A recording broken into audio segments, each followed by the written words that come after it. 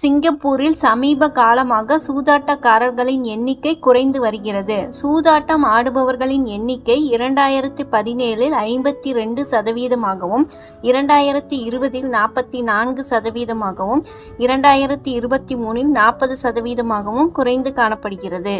இந்த எண்ணிக்கையானது 18 ஆண்டுகளில் இல்லாத அளவுக்கு குறைந்துள்ளதாக சமீபத்திய ஆய்வு முடிவுகள் தெரிவிக்கின்றன. சூதாட்ட பிரச்சினைக்கான தேசிய மன்றம் இந்த ஆய்வை நடத்தியது. இதில் 3000 பேர் கலந்து கொண்டனர். 40% பேர் சூதாட்டத்தில் ஈடுபடுவதாக கூறினர். ஒரு நபர் ஒவ்வொரு மாதமும் 25 வெள்ளியை சூதாட்டத்தில் செலவிடுகிறார் என்று ஆய்வு கூறுகிறது.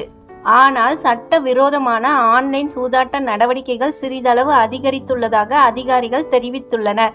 இணைய சட்டவிரோத சூதாட்டமானது 0.7%இலிருந்து 1%ஐ எட்டியுள்ளது. சூதாட்ட பிரச்சினைக்கான தேசிய மன்றம் நிலைமையை தொடர்ந்து கண்காணிக்கும்